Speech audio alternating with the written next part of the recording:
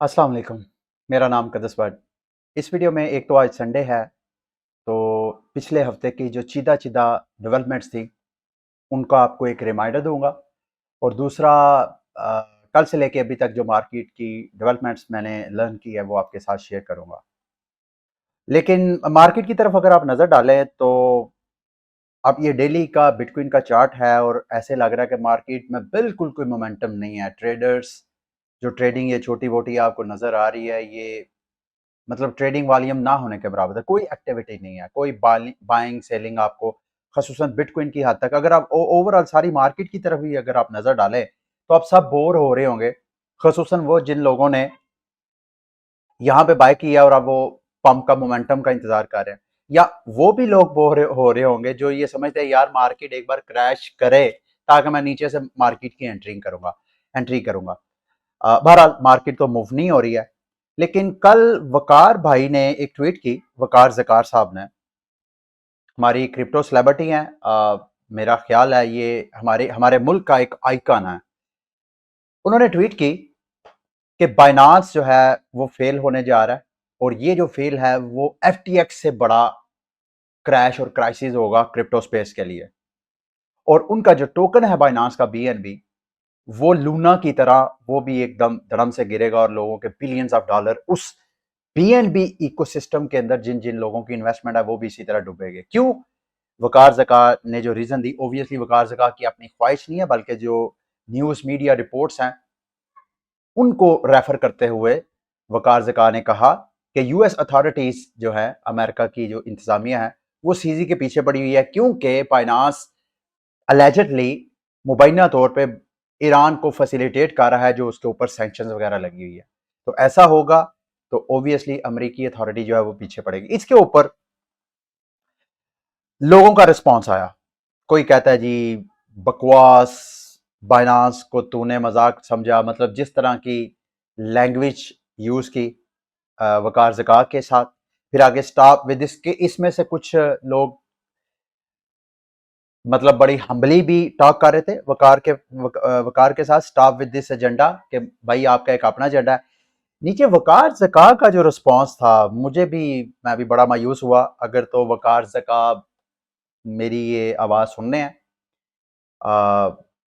तो मैं उनसे यही रिक्वेस्ट करूंगा कि लोग जो हैं ये नाकदीन जो है, वो तो रंग बिरंगी लैंग्वेज, मेरी अपनी वीडियोस के नीचे रंग बिरंगी लोग गालियां भी देते हैं, लेकिन ये जो आपका रिप्लाई है, ये यू आर द लीडर, हमारी हमारी जो पाकिस्तान का क्रिप्टो कम्युनिटी का चेहरा है, आप लीडर हैं इस कम्युनिटी के। तो वकार साहब ये आपको नहीं सूट करता।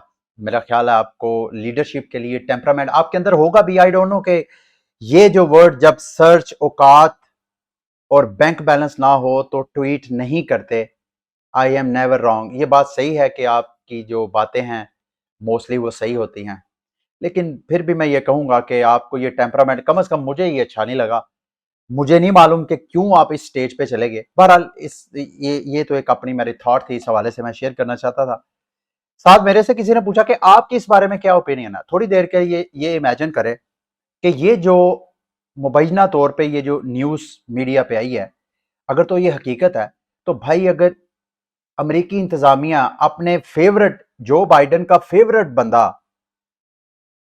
बैंकमैन फ्रीड को, अगर बैंकमैन फ्रीड का एफटीएक्स कोलैप्स हो सकता है, जो कि कहा जाता है कि उसकी बड़ी स्ट्रॉन्ग लॉबी है अमेरिकी लॉ मेकर्स में, तो इसके लिए तो कोई मुश्किल, बाइनांस के लिए ट्रबल पैदा करना तो कोई मुश्किल ही नहीं है अमेरिका के लिए। अच्छा, अब ये बात तो यहां तक। अब इसके बाद आप ये सोचें कि क्या पूरी दुनिया में अमेरिका बाइनांस के ऑपरेशंस को शट डाउन कर सकता है? I don't think so. At least जो इनके अलाइज हैं अमेरिका के, अमेरिकन कंट्रीज के, उन वो भी मेरा ख्याल है ये इस तरह बिजनेस अपॉर्चुनिटी को, जरूरी नहीं कि जो बिजनेस अपॉर्चुनिटी अमेरिका वो फॉलो कर रहा है सेम उसी तरह करे। ये ये जो मैं आपको, मेरा जो तबसरा है, ये भी एक ओपिनियन है, जरूरी नहीं बिल्कुल ऐसे ही हो। और मेरा ख्याल है वकार जका की भी एक ओपिनियन है। और वकार जका की एक्चुअली बाइनांस के साथ जो पीछे हिस्ट्री रही है, जो उनके साथ मेरा ख्याल है वो एक ट्रेड की वजह से जो इश्यूज हुए, फिर उसके बाद शायद और भी उनके साथ, वो भी एक चीज है, वो भी आपको इसमें से निकाल सकते हैं। लेकिन ये कहना कि कोई एजेंडा है ये वो, आई डोंट नो, मेरा नहीं ख्याल कि अगर आप किसी के ऊपर तनकीद करते हैं तो आप इस अंदाज से तनकीद करें कि अगले की पर्सनैलिटी ब्लो द बेल्ट जाके तू करके बुलाए। मेरा नहीं ख्याल इस तरह करना चाहिए, और लीडर को भी चाहिए कि वो अपने अंदर थोड़ा टेम्परामेंट पैदा करे।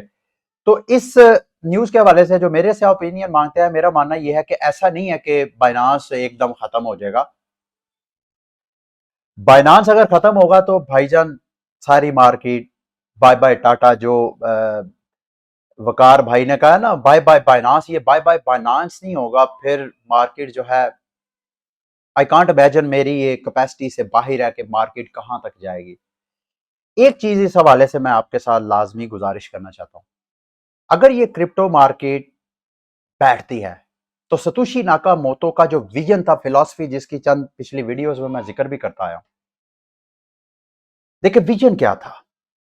दुनिया में इंसानी मुआशरे को चलाने के लिए कुछ इखलाकी इकदार, कुछ म्यार चाहिए था। जाहिर बात है, जब आपने एक दूसरे के साथ लेन देन करना है, एक दूसरे के साथ इंटरेक्शन करनी है, तो गुड्स और बैड्स का कोई ना कोई स्टैंडर्ड होना चाहिए था। तो नस्ल इंसानी को यह स्टैंडर्ड रिलीजन्स ने दिया, मुख्तलिफ किस्म के रिलीजन जो आपको नजर आते हैं।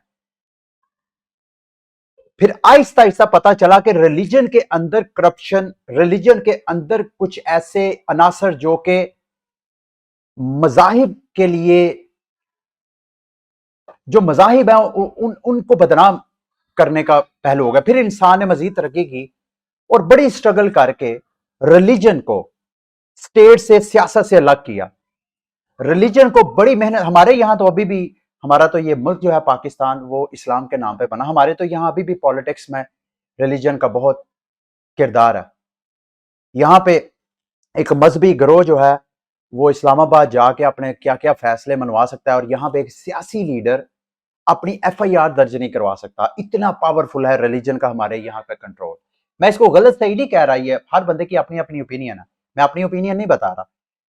अब अगली जो चीज है, मतलब जो जो ममालिक जिन्होंने अपने आप को मजहब से अलग किया है, वो वाले और सियासत को मजहब से अलग किया है, वो वहां पे मेजोरिटी अगर देखा जाए, मतलब कुछ ऐसे ममालिक भी हैं जहां मजहब डोमिनेंट है लेकिन वो तरक्की याफ्ता है, लेकिन ज्यादातर अगर देखा जाए तो ऐसे ममालिक जो तरक्की याफ्ता है, उन्होंने सियासत को मजहब से अलग किया। तो वो अमेरिका का कोई कौमी सतह पे कोई मजहब नहीं है, लेकिन इसका कतई मतलब नहीं है कि वहां का जो प्रेसिडेंट है वो क्रिश्चियन नहीं हो सकता, मुस्लिम नहीं हो सकता। ये इस तरह इंडिविजुअली, मतलब रियासत का अपना कोई मजहब होना और रियासत के चलाने वाले अफराद का मजहब होना, इन दोनों में फर्क है। खैर इस बात में नहीं पढ़ते, फिलॉसफी की तरफ जाते हैं। सतोशी नाकामोटो की फिलॉसफी थी कि जैसे इंसानी मुआशरे को चलाने के लिए गुड और बैड के स्टैंडर्ड का होना चाहिए, इसी तरह एक दूसरे की वैल्यू कि भाई आपका कितनी कंट्रीब्यूशन है इस मुआशरे में, उसको डिसाइड करने के लिए पैसा बनाया गया। आप जितना कंट्रीब्यूट करते हैं उतना आपको सोसाइटी रिवार्ड देती है। वो भी सिस्टम आहिस्ता आहिस्ता इंसान ने जो फियाट सिस्टम बनाया वो करप्ट हो गया, सेंट्रलाइज, जितना सेंट्रलाइजेशन होती गई, जिनके ऊपर इंसानों का होल्ड जाता गया, वो उतना करप्ट। और तरीके इंसानी में ये बहुत सी फिर हमने चीजें डेवलप करने, इसको इंप्रूव करने की कोशिश की, लेकिन सब की सब फेल। मतलब इंसान ने पैसे को मैनेज करने के लिए फॉर एग्जाम्पल कोई इदारे बनाए, उन इदारों के ऊपर मजीद इदारे बनाए जो उनके ऊपर चेक एंड बैलेंस करे, उनमें भी करप्शन, क्योंकि हर जगह इंसान थे, तो जहां जहां इंसान नजर आता है, कंट्रोल इंसान के हाथ में जाता है, वहां पे करप्शन आती है। सतोशी नाकामोटो का ये विजन है कि ये वाला जो पैसा है, पैसे को भी सेंट्रलाइजेशन से खत्म करके, सेंट्रल अथॉरिटी से खत्म करके इसको डिसेंट्रलाइज कर दिया जाए। पैसे का इख्तियार भी एक ऐसे सिस्टम के पास चले जाए जो इम्यूटेबल हो।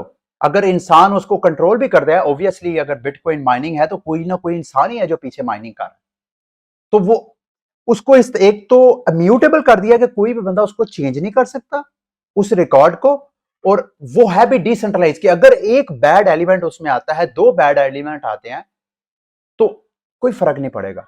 डिसेंट्रलाइज कर दिया ताकि हर बंदे की दूसरे बंदे के ऊपर नजर, और इस तरह का सिस्टम एक ग्लोबल पैसे का एक ऐसा फाइनेंशियल स्ट्रक्चर सतोशी नाकामोटो ने कायम किया जिसके ऊपर आने वाली दुनिया जो है, हम तो नहीं, शायद हमारी या हमारे बच्चों की जो आगे बच्चे होंगे, शायद उनको जाके आहिस्ता आहिस्ता इसके समरात नजर आएंगे सतोशी नाकामोटो के। तो वकार भाई ने ये जो बात की है बाय बाय बाइनांस, ये सिर्फ बाय बाय बाइनांस तक महदूद नहीं रहेगा, मुझे लग रहा है बात बहुत आगे तक जाएगी।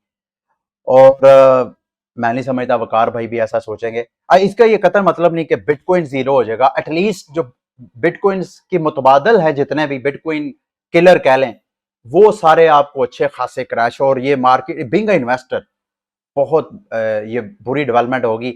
और क्रिप्टो मार्केट को रिकवर करने में भी फिर साल साल लगेंगे, शायद इतने ही साल लगें जितने के पीछे हम साल गुजार चुके हैं, एक डिकेड गुजार चुके हैं। मतलब ये मेरी अपनी ओपिनियन है, जो कि गलत भी हो सकता है। पिछले हफ्ते की जो डेवलपमेंट्स है जी, एक तो एफटीएक्स के जो कंटेंजन इफेक्ट्स थे दूसरे मार्केट्स के साथ, वो अब आहिस्ता आहिस्ता नमोदार होना शुरू हुए। जेनेसिस का मैंने कल भी आपको बताया।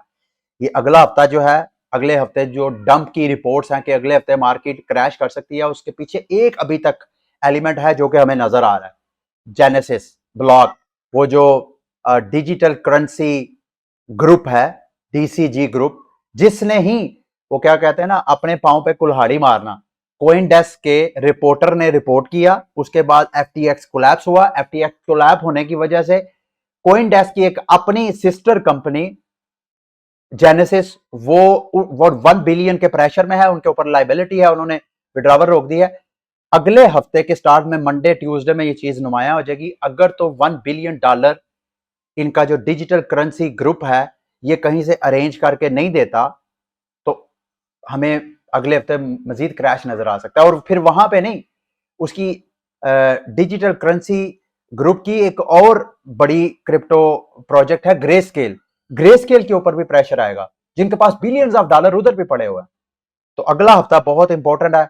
क्या ये $1 बिलियन की इन्वेस्टमेंट कहीं से कर लेंगे? तो ये पिछले हफ्ते की ये बिग डेवलपमेंट थी, और अगले आने वाले हफ्ते पे भी इसके असरात आपको नजर आएंगे।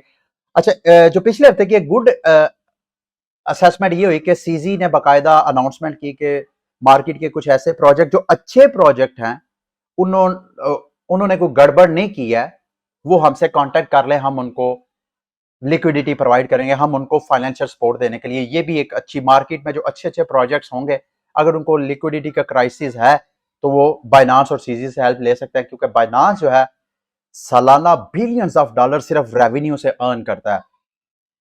और साथ पिछले हफ्ते की डेवलपमेंट, जो अमेरिका में पायलट प्रोजेक्ट सीबीडीसी का बाकायदा अमेरिका में भी स्टार्ट हो गया। उसको सीबीडीसी तो मैं नहीं कहूंगा, लेकिन बहरहाल वो डिजिटल करेंसी, मैंने ही आपको रिपोर्ट किया था कि अपनी वो एक ब्लॉकचेन बना के, उस ब्लॉकचेन में जो पेमेंट सेटलमेंट है ब्लॉकचेन के ऊपर वो करने का प्रैक्टिस कर रहे हैं।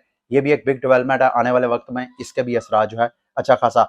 और अगली चौथी बड़ी न्यूज, जो आर्क कैथीवुड की इन्वेस्टमेंट फर्म है, उन्होंने भी स्पॉट ईटीएफ के लिए अप्लाई किया था, तो एसईसी ने जनाब उसको दोबारा जनवरी 2023 तक उसकी डेट जो है, डेडलाइन जो थी, वो एक्सटेंड कर दी। ये मेजर डेवलपमेंट थी पिछले हफ्ते की। अच्छा जी, आगे बढ़ते हैं। अभी ये रिपल के बारे में कहा जा रहा है कि रिपल जो है एफटीएक्स के, क्योंकि एफटीएक्स की अभी जो इन्होंने बैंक्रप्सी फाइल की है, उनमें दर्जनों कंपनीज हैं, उनमें से कई जो एसेट्स हैं एफटीएक्स के, वो जो रिपल है वो बाय करना चाहता है। ये ब्रैड गार्लिंग हाउस जो इनके फाउंडर हैं, बॉस हैं इनके, उन्होंने कहा जी, बल्कि मैं ये पढ़ रहा था रिपोर्ट, इसमें बताया कि जिस दिन ये क्राइसिस चल रहा था एफटीएक्स का, बैंक्समैन फ्रीड ने इसको बाकायदा कॉल की थी कि भाई आप हमें थोड़ा हेल्प आउट करो।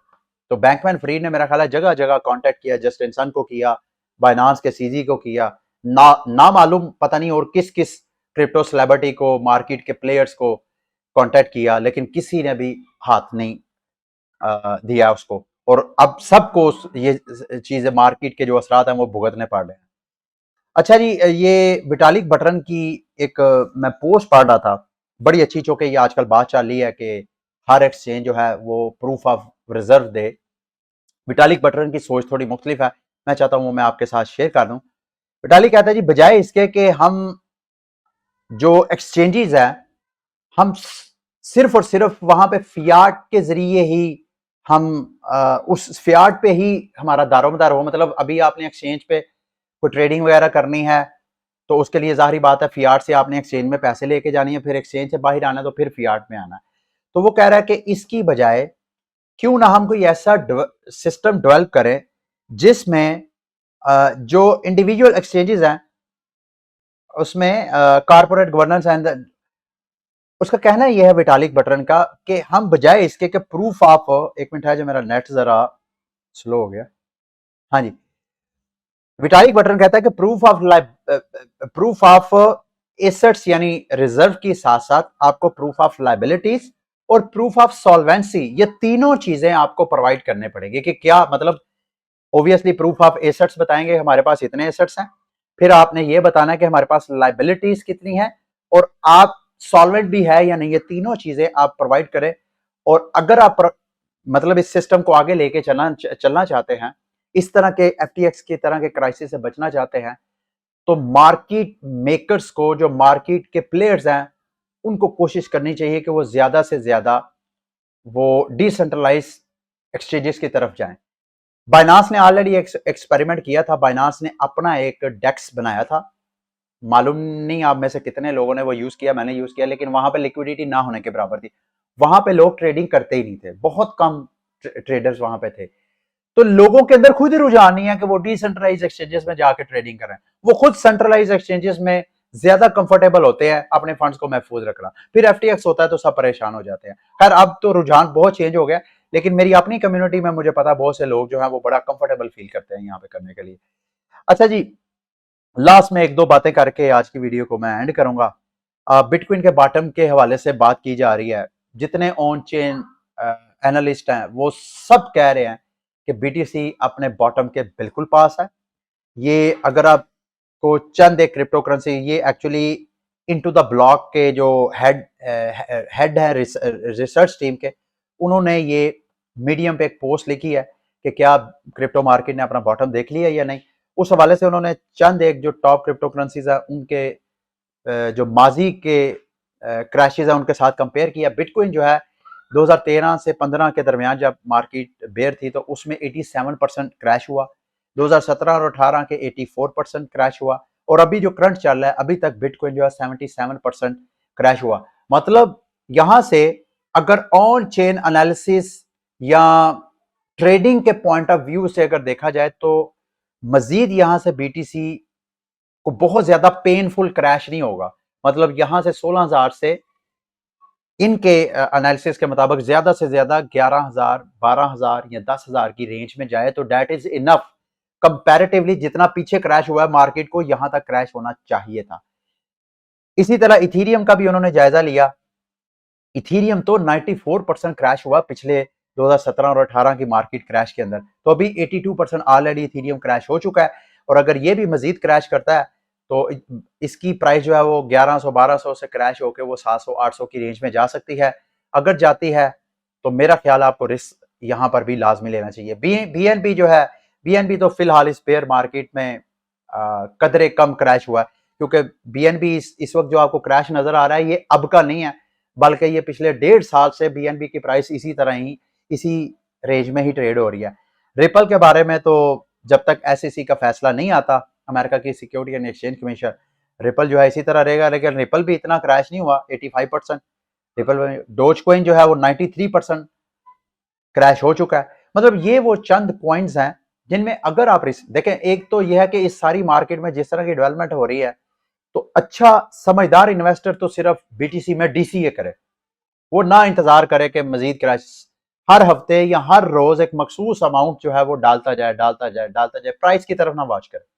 मखसूस दौरानिये में एक आपने फॉर एग्जांपल $1,000 इन्वेस्ट करना है तो उसको आप हफ्ते भर में या रोज 50-50 रोज 50-50 करके इस तरह आप इन्वेस्टमेंट करते जाए बीटीसी में। लेकिन अगर आपने आल्ट कॉइन में, चूंकि प्रॉफिट ज्यादा होता है, अगर आल्ट कॉइन में आपने अपनी किस्मत आजमाई करनी भी है तो वहां पर भी आप इस वक्त थोड़ी थोड़ी आप एंट्री ले सकते हैं। क्योंकि अगर यहां से मजीद नीचे मार्केट क्रैश करती है, और ये आपको बताता चलो मार्केट अगर मजीद क्रैश करती है तो ये आल्ट कॉइन को ज्यादा प्रेशर मिलता है, सेल प्रेशर, बनिस्बत ये बीटीसी और इथेरियम इन कॉइन्स को कम मिलता है।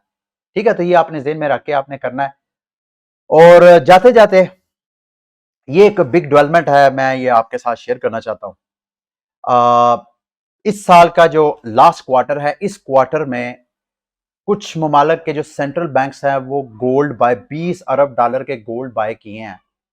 रशिया, चाइना, अलेजेडली मुबैना तौर पे रशिया, चाइना वगैरह ने ये बाय किया। अब क्यों किया, ये मीडिया रिपोर्ट्स हैं कि शायद रशिया, चाइना ने जो अपना एक ब्लॉक बनाया, एक ग्लोबल ब्रिक्स के नाम का, उस वो ब्लॉक जो है अपनी एक ग्लोबल करेंसी लॉन्च करने जा रहा है, जो कि कमोडिटी बेस्ड करेंसी होगी, एक ग्लोबल करेंसी होगी और डॉलर के वो अगेंस्ट करेगा।